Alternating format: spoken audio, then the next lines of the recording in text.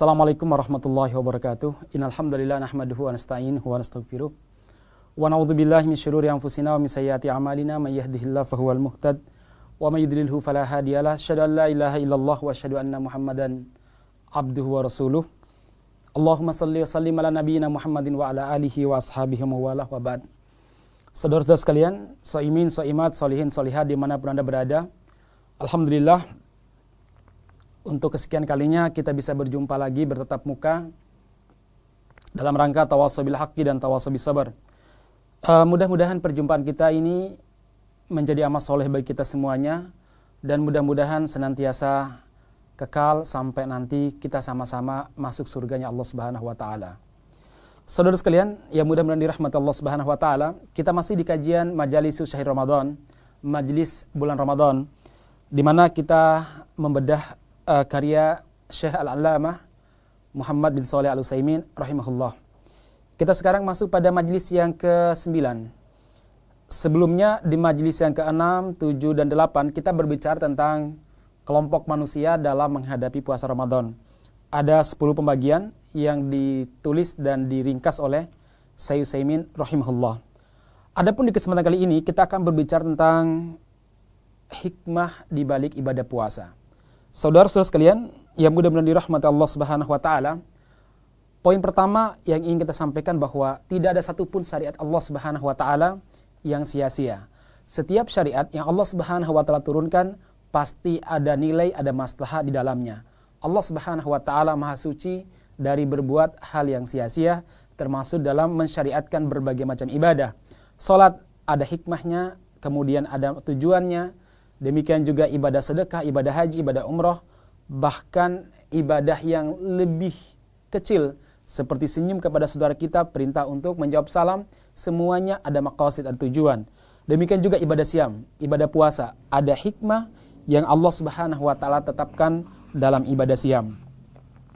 Saudara sekalian, bahwa ada sebagian ibadah yang belum sampai kita dapatkan hikmahnya, itu bukan karena tidak ada hikmah, tapi karena memang kita belum mendapatkan hikmahnya. Kita perlu mengkaji dan perlu menelaahnya lagi.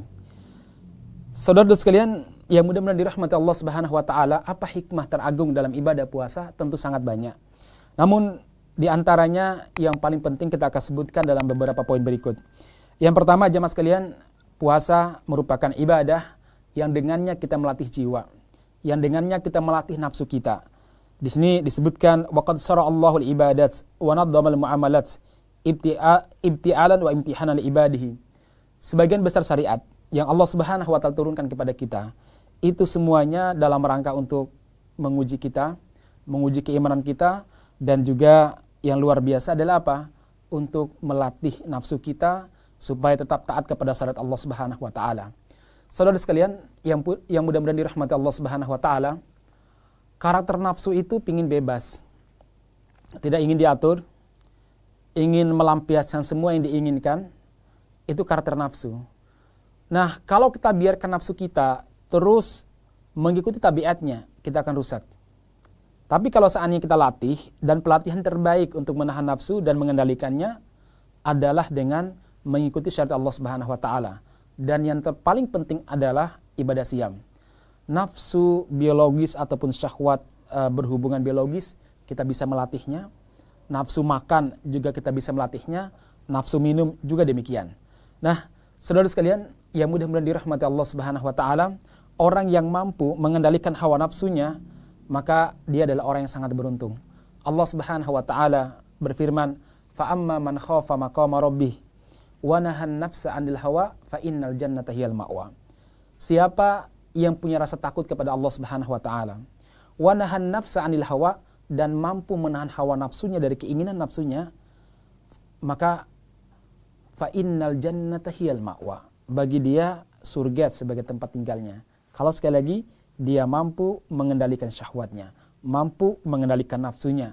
Dan siam ataupun puasa adalah madrasah yang luar biasa. Sebuah sekolah yang sangat tepat untuk melatih hawa nafsu kita, melatih jiwa kita untuk tunduk kepada syariat Allah Subhanahu wa taala.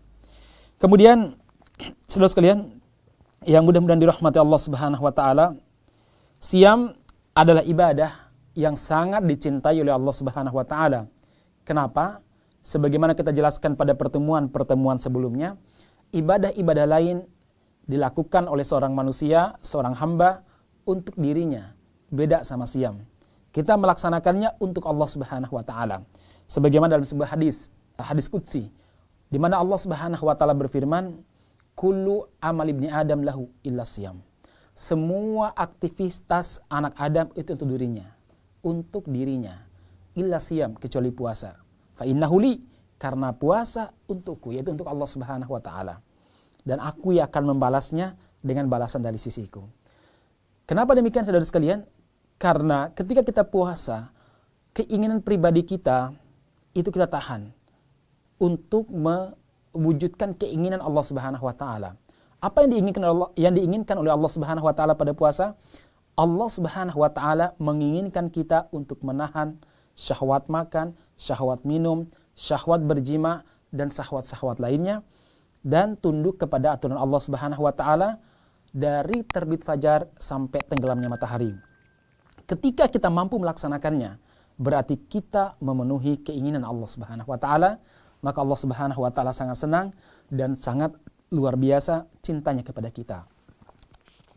Saudara sekalian, yang mudah-mudahan dirahmati Allah Subhanahu wa taala, faedah lainnya adalah apa? Ternyata ibadah puasa itu menjernihkan pikiran kita. Menjernihkan akal kita. Sebab kekenyangan, baik disebabkan karena minum, apalagi karena makan, itu membuat pikiran kita kotor. Membuat syahwat semakin liar, dan membuat akal kita semakin berkurang. Maka para ulama salaf mengatakan, man kathura akaluhu, barang siapa yang banyak makannya, dhahaba akluh, maka akalnya akan banyak hilang. Saudara sekalian, yang mudah-mudahan dirahmati Allah Subhanahu wa taala, itulah kenapa Rasulullah sallallahu alaihi wasallam sangat menganjurkan kita untuk tidak terlalu kenyang dalam makan.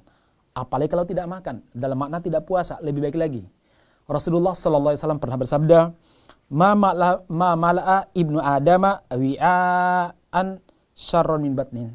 Sesungguhnya anak Adam tidak pernah mengisi sebuah bejana, sebuah tempat yang lebih buruk daripada batnin, daripada perutnya. Bihasbi ibni adama lukaimatun yukimna sulbah. Sebenarnya cukup bagi anak Adam untuk makan beberapa suap yang bisa menegakkan tulang punggungnya. Fa in kana la mahalata, kalau seandainya ternyata harus lebih daripada beberapa suap, dia harus lebih kuat lah, lebih banyak makannya karena mungkin dia sangat lemah atau membutuhkan tenaga yang sangat luar biasa, maka fathulutun li tu'amihi, maka sepertiga dia gunakan untuk mengisi berupa makanan, wa thuluthun li syarabih, kemudian sepertiganya untuk air minum, wa thuluthun li nafsih, kemudian sepertiganya untuk bernafas. Saudara sekalian, hadis ini hadis riwayat Imam Ahmad, An-Nasai dan Imam Ibnu Majah. Hadis ini menunjukkan kepada kita bahwa yang terbaik bagi kita adalah sering-sering mengosongkan perut kita. Dengan itu akal kita jernih, kemudian jiwa kita juga semakin kuat. Saudara sekalian, yang mudah-mudahan dirahmati Allah Subhanahu wa taala, kemudian di antara hikmah yang luar biasa yang bisa kita dapatkan di saat melaksanakan ibadah siam adalah apa? Orang kaya akan bisa merasakan derita dan kondisi yang dialami oleh orang-orang yang tidak punya, orang-orang miskin. Selama ini mungkin orang kaya bisa makan apa saja, minum apa saja, kemudian pindah dari satu restoran ke restoran lain. Sementara orang-orang miskin mungkin hanya makan sekian dalam sehari, itu pun mungkin lauk pagi, lauk siang, lauk malam, sama saja. Bahkan mungkin makannya 2 kali dalam sehari, atau mungkin 1 kali dalam sehari. Bukan karena diet, tapi memang karena tidak ada. Nah, ketika kita puasa, maka kita bisa merasakan derita yang dialami oleh orang yang tidak punya. Laparnya, dahaganya. Sehingga hal itu membuat kita apa? Bisa berbagi dengan mereka. Bisa memberi mereka supaya mereka bisa bahagia sebagaimana kita bahagia. Saudara sekalian, yang mudah-mudahan dirahmati Allah Subhanahu wa taala, ini yang luar biasa yang menjadi hikmah dalam ibadah puasa. Dan yang terakhir, jamaah sekalian, adalah apa? Ibadah puasa akan menyebabkan setan tidak bisa bergerak bebas untuk menggoda kita. Rasulullah sallallahu alaihi wasallam pernah bersabda, "Ya ma'syarus sabab, wahai anak-anak muda, Man istata'a minkumul ba'ah falyatazawwaj. Barang siapa di antara kalian yang mampu ba'ah, membiayai kehidupan, maka hendaklah dia itu menikah. Fa innahu aghaddu lil basar, karena menikah membuat pandangan lebih terjaga, bisa ditundukkan. Wa ahsanu lil faraj, dan membuat farj yaitu kemaluan bisa terjaga. Wa man lam yastati, kalau dia tidak mampu untuk berpuasa, maka fa alaihi bisawmi, hendaklah dia melaksanakan puasa. Fa innalahu wija, karena puasa itu akan menjadi benteng bagi dia. Benteng dari mana? Benteng dari godaan setan. Sehingga dia tidak terjerembab dalam kubangan syahwat dan nafsu-nafsu lainnya. Dalam hadis lain, Rasulullah SAW pernah mengabarkan bahwa setan itu di tubuh anak Adam itu berlarian di edaran darah kita, di peredaran darah. Kalau kita puasa itu akan mempersempit setan untuk kemana-mana.